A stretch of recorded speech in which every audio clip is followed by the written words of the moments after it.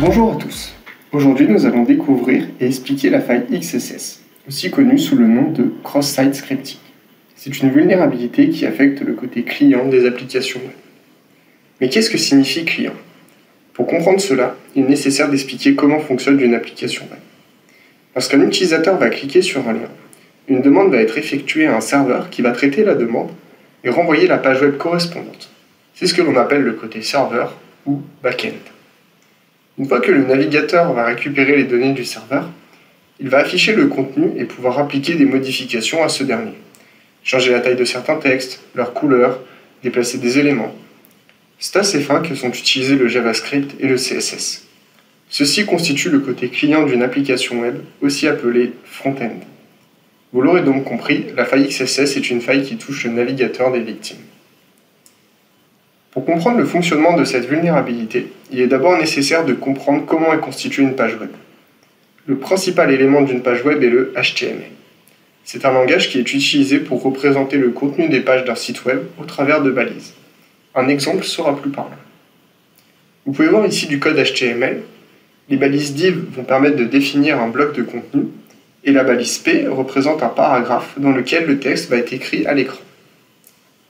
Un grand nombre de balises existent qui permettent d'intégrer un grand nombre de fonctionnalités, telles que les balises form et input, servant à insérer des formulaires qui permettent d'envoyer des entrées utilisateurs au serveur. Parmi ces balises se trouve script, qui est utilisé pour insérer du code JavaScript. Ce langage permet de manipuler les éléments d'une page HTML, de créer des animations, de modifier des couleurs et autres. Nous avons maintenant tous les éléments pour comprendre le fonctionnement d'une faille XSS. Vous pouvez voir ici une page HTML contenant un formulaire demandant une entrée. Lorsque l'utilisateur va appuyer sur le bouton, son entrée va être envoyée au serveur puis insérée dans la page web. Le code HTML ressemblera alors à cela.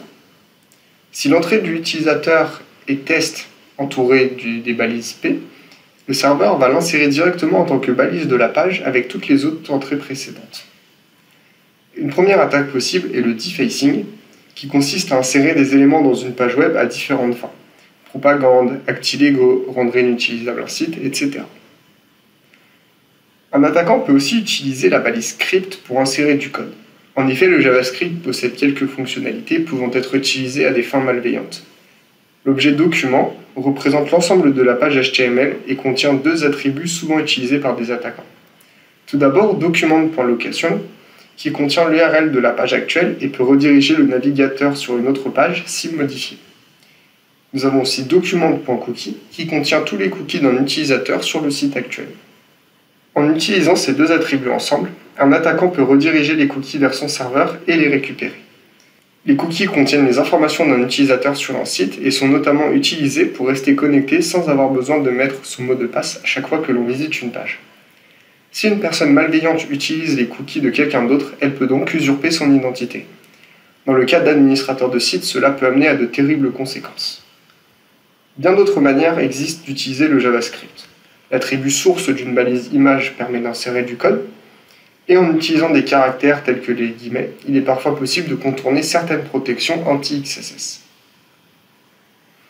Pour protéger une application web contre les attaques XSS, les technologies de pare-feu d'applications web de Rohde & Schwartz peuvent faire deux choses. Le blacklisting, si un pattern habituellement utilisé pour exploiter une faille XSS est détecté, la requête sera immédiatement bloquée et redirigée. Et la scoring list, la requête va être analysée, un score sera incrémenté au fur et à mesure des patterns malicieux rencontrés. À la fin de l'analyse, si le score est supérieur à la limite autorisée, la requête est bloquée et redirigée. Cette méthode a plusieurs avantages, notamment d'être beaucoup plus fine et d'éviter les faux positifs. Merci à tous d'avoir suivi cette vidéo. Si vous souhaitez en savoir plus, je vous invite à cliquer dans le lien en description afin de consulter l'article lié à cette vidéo. Vous pouvez aussi suivre nos autres vidéos sur le top 10 de l'OWASP.